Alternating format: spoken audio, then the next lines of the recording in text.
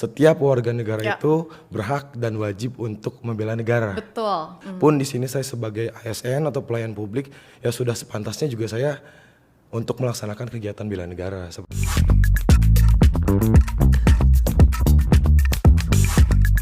Halo Sobat Antara, ketemu lagi di podcast Antara Close Up bersama saya Nabila Karisti. Di episode kali ini Sobat Antara, kita berbeda karena biasanya kita berada di studio, tapi kali ini kita berada di Pusat Bahasa Kodiklat AU yang menjadi salah satu dari 6 lembaga pendidikan komponen cadangan.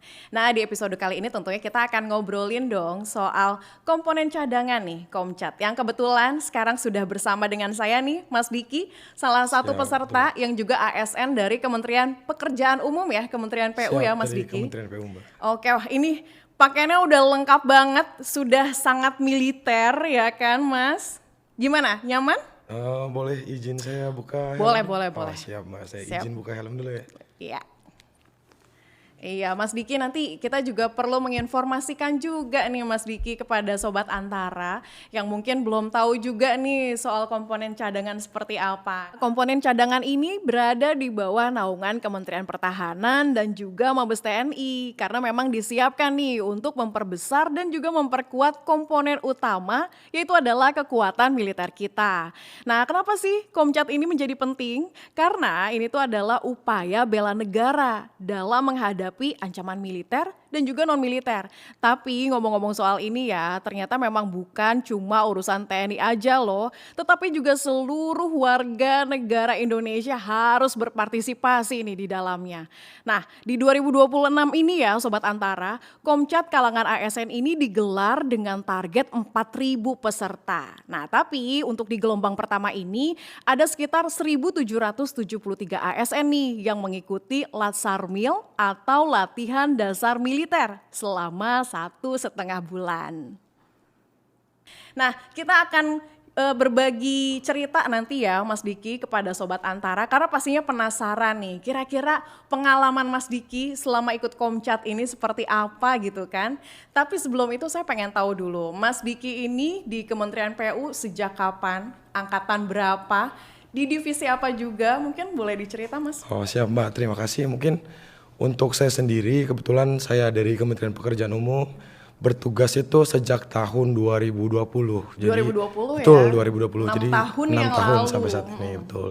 Nah, kemudian untuk saat ini saya bertugas di Direktorat Jenderal Cipta Karya, Mbak. Di Direktorat Jenderal Cipta Cipta Karya, Karya. Kalau betul. boleh tahu nih Mas Diki usianya berapa nih? Kelahiran tahun berapa nih? Untuk usia saat ini genap 30 tahun, kelahirannya 96. 96 berarti kalangan milenial lah ya, kita Mepet sama lah Gen Z, ya. Mbak. Mepet Gen Mepet Gen Z, benar. Karena memang syarat dari untuk ikutan Komcat ini kan usia 18 sampai 35 tahun ya Mas betul. ya. Nah, kita juga penasaran nih, apa sih sebenarnya yang memotivasi Mas Diki ikutan Komcat? Apakah ini memang tergerak dari hati Mas Diki yang aku mau ikutan Komcat deh? Atau justru karena misalnya disuruh gitu sama atasan di Kementerian PU, gimana tuh Mas? Kalau di kami kebetulan memang ya ini keinginan pribadi ya. Tapi memang sebelumnya ini ada program kegiatan komponen cadangan tahun anggaran 2026 ini. Memang sebelumnya ada informasi ke kami terkait dengan prosesnya seperti apa. Nah kemudian karena memang kami ada ketertarikan untuk mengikuti kegiatan komponen cadangan, ya pada saat itu juga kami mengikuti kegiatan tersebut. Jadi pada saat itu kebetulan sebelum Lebaran ada informasi, akhirnya kami daftar untuk mengikuti, kemudian mengikuti seleksi dan seterusnya sampai sekarang di pendidikan seperti itu. Oke, pendidikan kan kurang lebih 1,5 bulan ya Betul. Mas ya, sekitar 45 hari. Tapi kita mau tahu juga dong ini proses seleksinya ini seperti apa dari awal mungkin pendaftaran sampai akhirnya terpilih gitu kan menjadi bagian dari 1.773 itu ya Mas ya? Siap, betul. Untuk proses seleksinya karena ada informasi ke kami yang masuk kan, kemudian kami mengikuti seleksi administrasi, mulai mengumpulkan dokumen-dokumen pemberkasan untuk kelengkapan dokumen, kemudian setelah lulus seleksi administrasi, kami ada pemanggilan tuh untuk seleksi selanjutnya, mulai dari seleksi kesehatan, kemudian juga ada seleksi fisik dan tes jasmani, kesamaptaan. Nah kemudian kami juga ada seleksi psikologi. Yang Seleksi mana psikologi juga ada ya? betul. Jadi kalau dulu pada saat pendaftaran CPNS gitu kan, CPNS masuk PNS itu kan ada sistem CAT. Nah untuk kegiatan Komcat ini menggunakan sistem yang sama, kita menggunakan sistem CAT. Ada sistem Ada CAT sistem juga, CAT, jadi betul. mirip-mirip seperti PNS PNS, juga betul, sebenarnya betul. ya Mas ya. Betul. Cuman di awal dari proses administrasi juga sudah tersaring, Sudah tersaring, gitu ya, betul. sudah ada saringan gitu.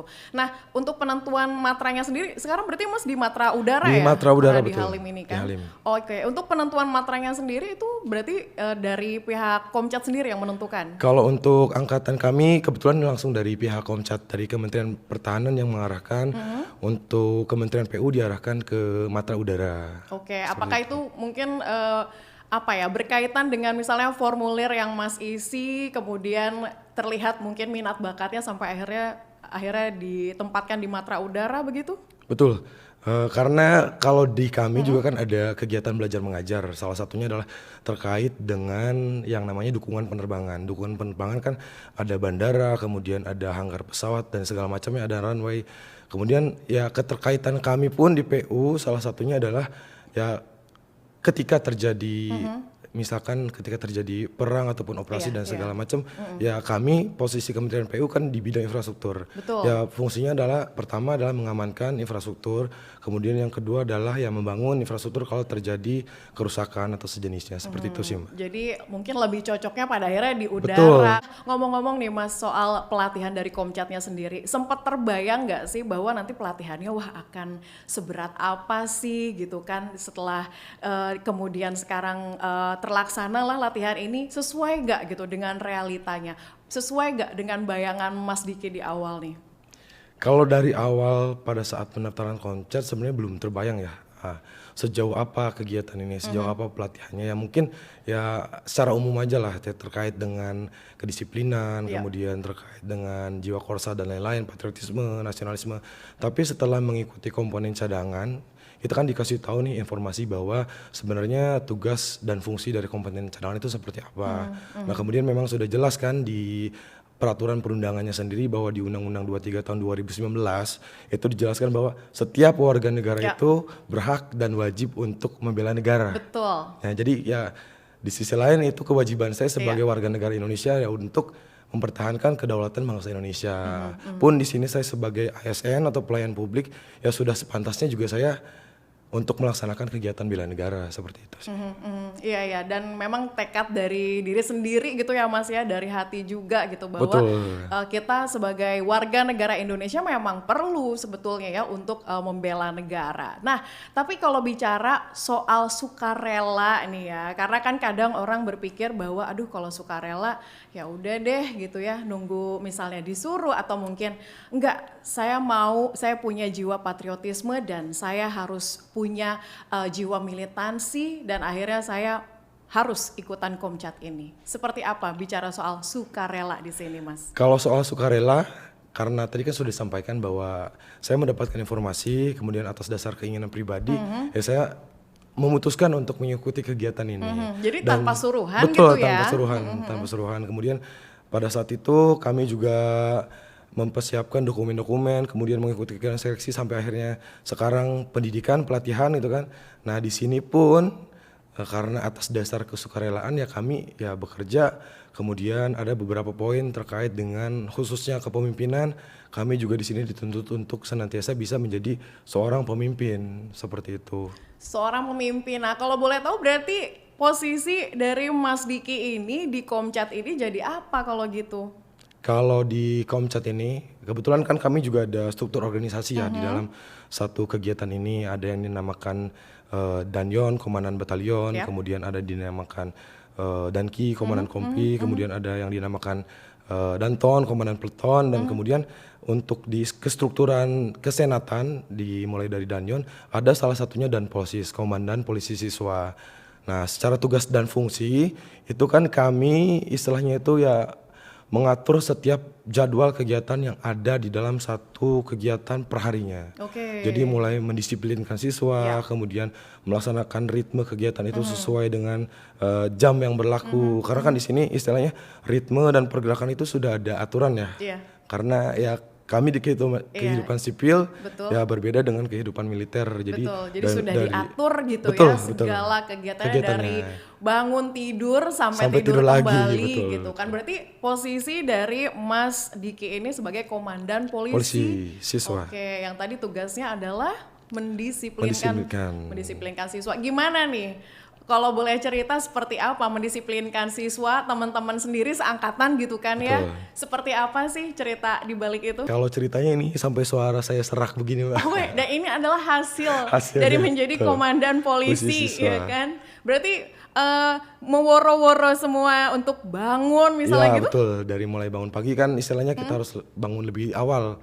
Karena kan untuk kegiatan kami pagi itu jam 4 itu harus sudah pergerakan dan senam biasa di lapangan voli. Oke, Ada berarti pagi awal bangun jam berapa tuh? setengah 4. Setengah Setengah 4 4, harus betul. udah bangun tuh, dengerin Sobat Antara, setengah 4 udah bangun.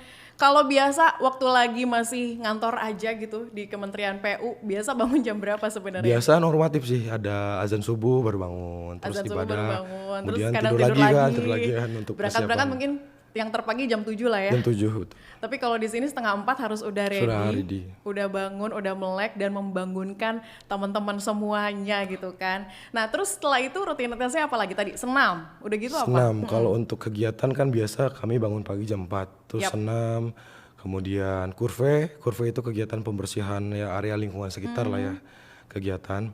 Nah kemudian setelah itu disusul paginya itu ada makan pagi, karena kan kita harus sama-sama semua kan. Iya. Kemudian setelah makan pagi kita diarahkan untuk pengambilan senjata. Oke.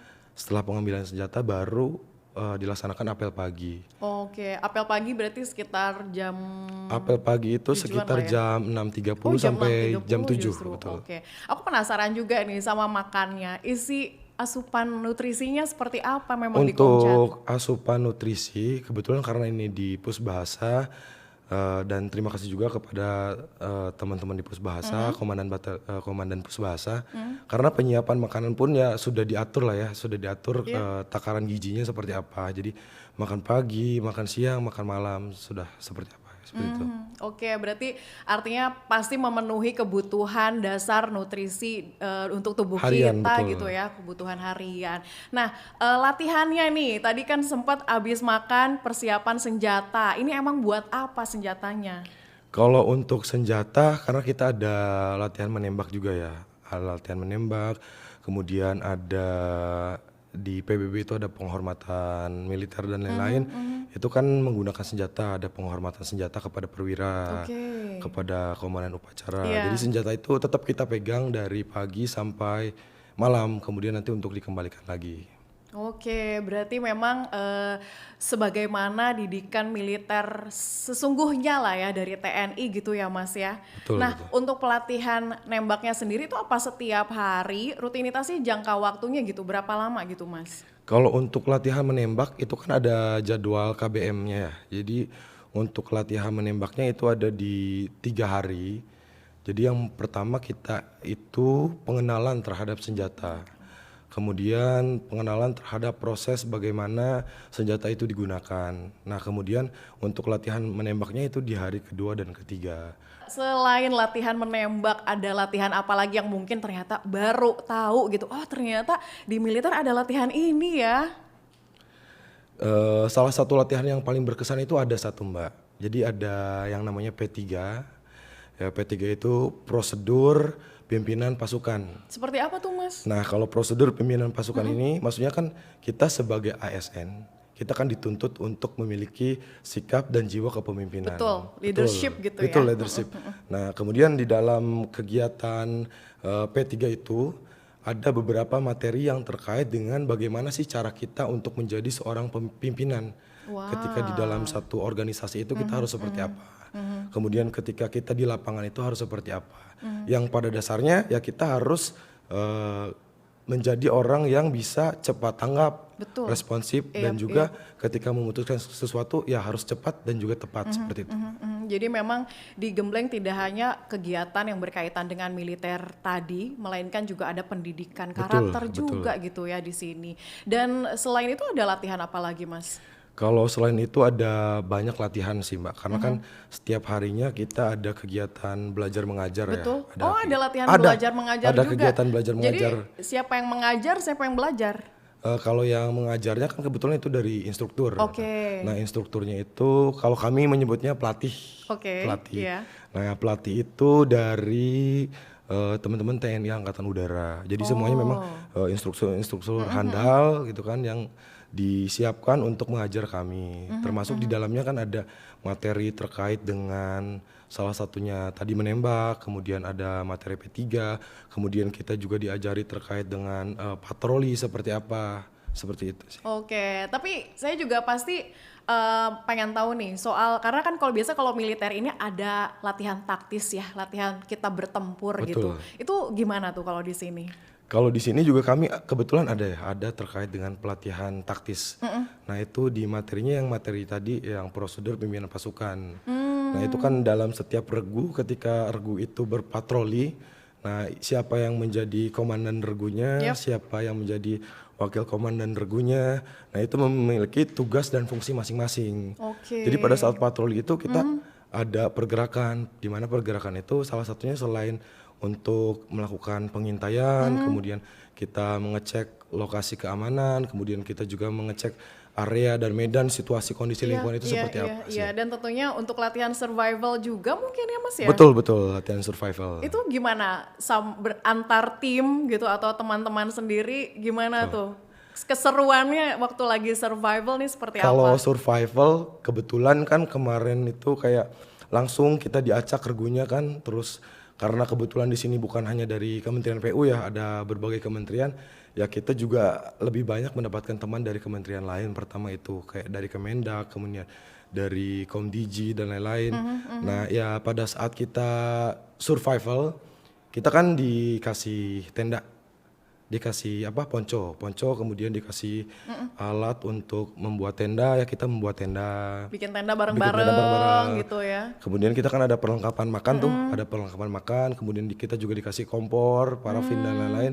Ya kita menyiapkan dari mulai proses Dari mulai nyari makanannya, sumber makanannya betul. sampai masaknya Masaknya. sendiri gitu ya. Nah ngomong-ngomong soal latihan tempur, kemudian tadi ada konsep taktis yang mungkin kita juga agak sulit nih untuk menerkanya dan pasti bayangan di Sobat Antara juga pasti wah ini seru sekaligus menegangkan juga. Karena kan mungkin bagi orang yang tidak biasa ya Mas ya ini pasti akan menjadi satu kesulitan sendiri. Tapi kalau dari cerita atau pengalamannya Mas Diki ini kan kalau kita bandingkan gitu ya dengan Mas Diki berkantor di Kementerian PU mungkin hanya di balik meja saja betul. misalnya dengan penuh kenyamanan itu kok tiba-tiba misalnya harus ke sini, harus dikirim ke sini, apa yang Mas Diki bisa dapatkan?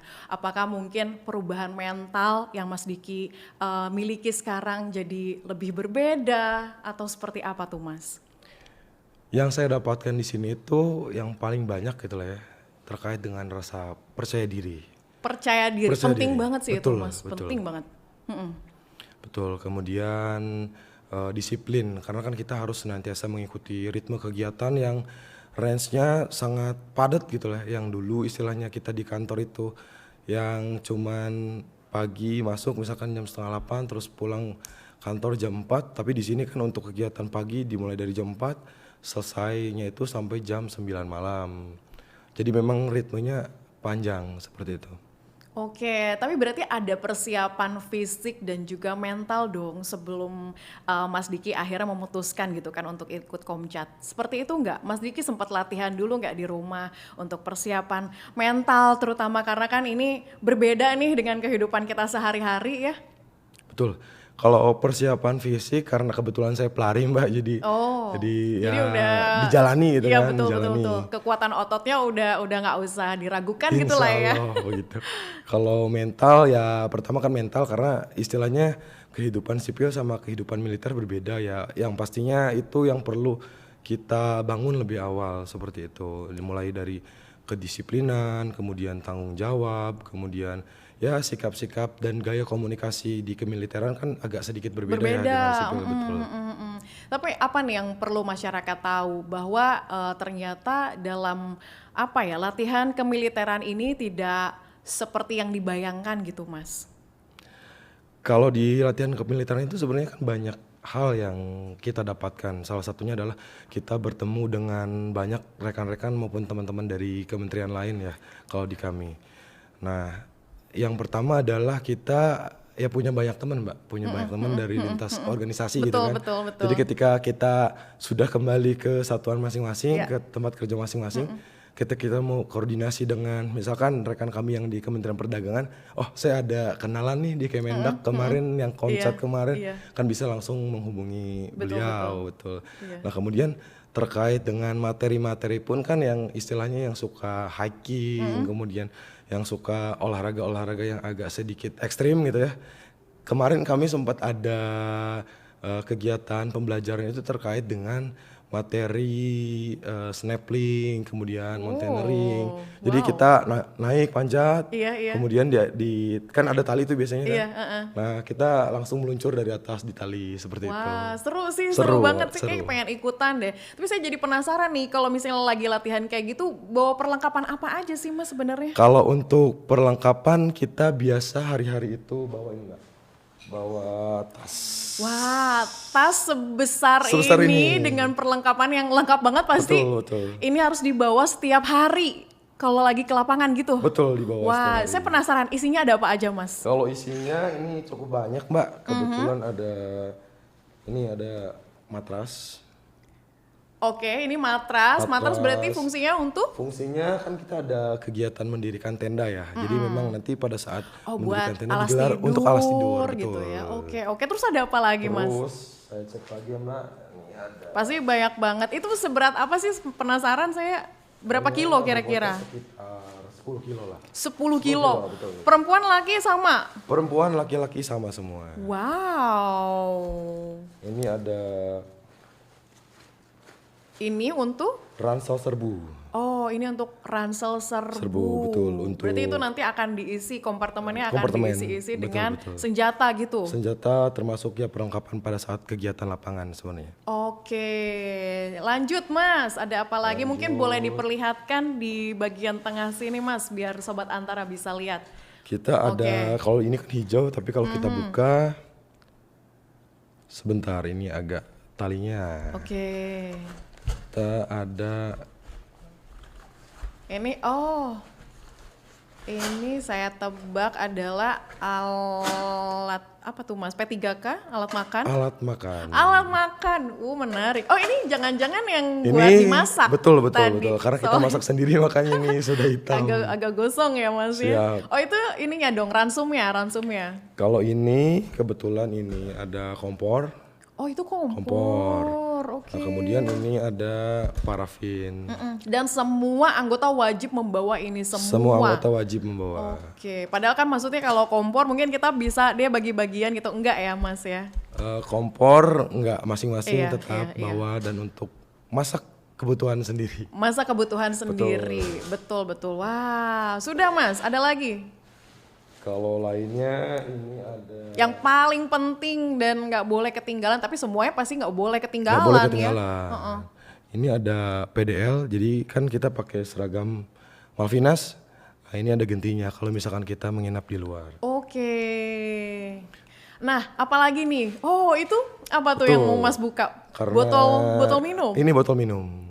Karena kebutuhan air kita perlu banyak, jadi Iya. kita perlu banyak minum juga. Makanya ini ditenteng tiap hari. Saya penasaran itu satu botol gitu berapa liter Mas? Ini cukup untuk sekitar 1 liter. Itu 1 liter 1 ya? liter, Padahal betul. ukurannya Terlihat agak kecil kompak kan? ya, agak Terlihat kecil. kompak, tapi ini cukup untuk 1 liter. Kecil, Betul. tapi banyak, Banyak, ya Mas? banyak. Wah, menarik. Ini jadi tantangan tersendiri pastinya karena harus membawa 10 kilogram gitu kan setiap harinya dibawa kemana-mana. Bahkan mungkin tadi pas latihan hiking pun ini harus dibawa ya Mas ya? Aduh, beneran deh ini keren banget latihannya di Komcat ini. Tapi yang mungkin Sobat Antara juga penasaran dari pengalaman Mas Diki ya menempuh ataupun juga digembleng nih dengan berbagai pelatihan militer, entah itu konsep taktisnya. Ini ada perubahan cara pandang Mas Diki nggak terhadap sosok tentara? terhadap sosok TNI gitu? Kalau perubahan cara pandang tentunya ada. Tentunya ada. Bahwa selama kita di sipil kan kita melihat bahwa tentara itu kayak oh serem gitu kan. Yap. Taunya ternyata di dalam ya justru lebih humanis. Lebih humanis karena pertama di dalam pelaksanaan kegiatan ini yang pertama kan kita ada didikan khususnya terkait dengan jiwa korsa. Ya, Nah, di mana jiwa korsa itu kan di sini kita pertama berbeda ras kan, berbeda suku. yap. Ada suku Sunda, suku Jawa, kemudian ada Timur, kemudian juga agama kan ada yang agama Kristen, agama Islam, Iya. Kita lain-lain multi gitu kan. etnis, multi Betul, agama betul, gitu betul. kan. Nah, di sini tuh kita diajarkan terkait dengan bagaimana sih sikap bertoleransi dengan agama lain. Kemudian kita bagaimana sih sikap cara mengakomodasi untuk teman-teman lain misalkan mau beribadah, Ya. misalkan yang agama Islam mau beribadah di masjid, terus teman yang Yang Kristennya Nasrani misalnya, kan kita ada perlengkapan senjata ya. Nah, Iya. teman yang Kristen jaga. senjata seperti itu. Makanya kan Iya. ya istilahnya yang satu sakit ya semuanya sakit, Iya. kan. Yang satu bahagia semuanya bahagia seperti itu. Harmonis Mbak. sekali Betul, sih Mas. betul. Tapi sebenarnya setelah Mas mencoba nih akhirnya terjun begitu ya di dunia militer walaupun mungkin hanya sementara, hanya sekitar 1,5 bulan. Pernah nggak sih sebetulnya waktu kecil Masnya ini ada cita-cita misalnya jadi tentara atau mungkin background keluarga deh ada nggak sosok tentara di keluarga? Kalau background nggak ada, jujur Mbak. Dan kalau soal cita-cita juga nggak kebayang sama sekali Mbak untuk menjadi tentara seperti itu. Makanya kan sebelum saya masuk sini ya pandangan saya terhadap tentara, oh menakutkan gitu kan. Tapi ternyata kesini, Iya, oh iya. ternyata mereka ya justru lebih humanis, Iya. lebih humble. Kemudian ternyata kita juga diajarkan bagaimana cara menjadi sosok seorang yang bisa menjadi pimpinan dalam setiap keadaan gitu kan. Karena di dalam kegiatan ini tuh kan ada yang namanya danyon tadi kan sudah saya sebutkan kan. Ya danyon kan membawahi kompi-kompinya. Nah danyon kan mengatur nih semua. Nah kemudian di kompi juga si dankinya ini mengatur perplotonnya seperti apa. Ya di sini kita juga diajarkan bagaimana cara kita berkoordinasi. Betul. Dari misalkan dari pimpinan tertinggi sampai pimpinan satuan itu seperti apa. Ya termasuk nanti mungkin kita di kementerian lembaga pun kan kita tidak jauh dari yang namanya koordinasi, Iya, kemudian tidak jauh dari yang namanya komunikasi. Betul. Nah, di sini tuh kita banyak diajarkan terkait dengan hal seperti itu. Jadi bagaimana cara membangun suatu koordinasi yang efektif. Bagaimana cara membuat sebuah komunikasi yang efektif dan efisien itu seperti apa. Seperti itu. Dan menurut saya juga ini menjadi satu kegiatan yang pada akhirnya nanti at the end bakal merasa membanggakan juga nggak sih karena sudah melalui masa-masa yang seperti ini gitu ya Mas Betul, ya. betul. Mas Diki sendiri nih sebenarnya saya pengen tanya dua hal ini. Mungkin ada rasa penyesalan. Penyesalan yang pertama adalah nyesel nih bahwa baru tahu di usia segini ternyata kita baru terjun ke kegiatan yang seperti ini dan impact-nya sangat powerful gitu kan pastinya di masa yang akan datang.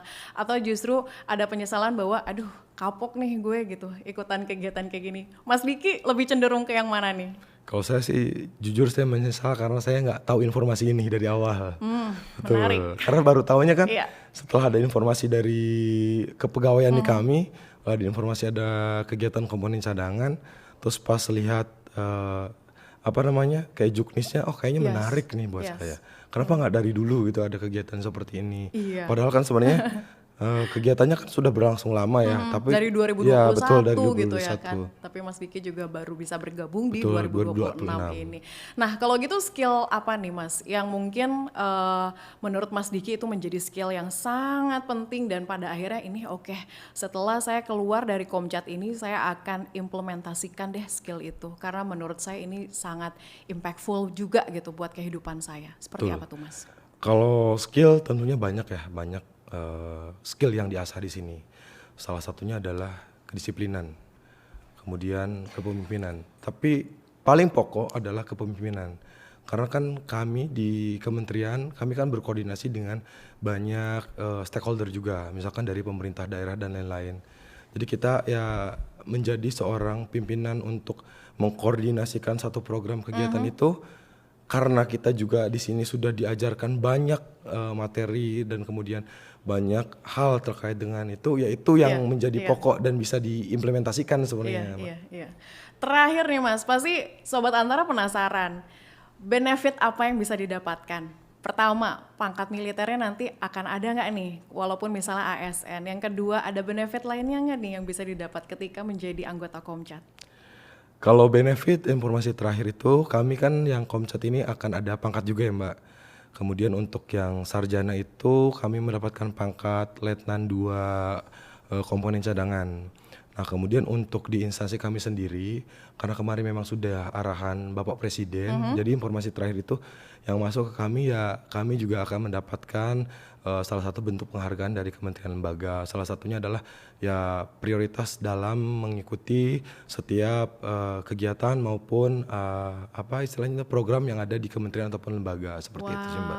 Dan mungkin harapannya ketika misalnya Mas Diki sudah selesai di Komcat, nanti akan ada impact yang terasa juga di kementerian lembaga. Salah satunya adalah tugas Mas Diki nih sebagai ASN untuk bagaimana memberikan pelayanan publik gitu ya seoptimal mungkin, dan pastinya juga ada jiwa militansi, kedisiplinan, tadi percaya diri, dan juga ada hal-hal yang sangat positif yang bisa ditularkan gitu ya ke teman-teman Mas Diki, betul ya? Betul Mbak. Iya, oke. Thank you so much Mas Diki untuk ngobrol-ngobrolnya. Ini cerita yang menurut saya sangat mendalam banget dan yang pastinya bikin saya jadi tertarik nih Mas ikutan. Padahal saya cewek loh, tapi memang banyak juga ya. Banyak juga cewek Mbak, makanya boleh ikut Mbak nanti di gelombang kedua Mbak. Dan Sobat Antara juga yang mau ikutan boleh banget tuh, terutama buat Anda yang ASN ya kan, karena ini dibuka untuk usia 18 sampai 35 tahun. Betul. Dan ini juga di 2026 baru di gelombang pertama, jadi masih ada sekitar berapa ribu lagi nih yang masih bisa ikutan ya Mas ya. Terima kasih banyak Mas Vicky sekali lagi, dan terima kasih juga Sobat Antara sudah menyaksikan podcast Close Up hari ini. Kita tentunya masih akan mengundang sosok-sosok inspirational lainnya yang tentunya hanya ada di podcast Close Up. Dan Anda juga bisa menyaksikan ya podcast kami menarik lainnya hanya di antaranews.com dan kanal YouTube Antara TV Indonesia. Saya Nabila Karisti pamit. Sampai jumpa. Terima kasih Mas Diki. Dadah.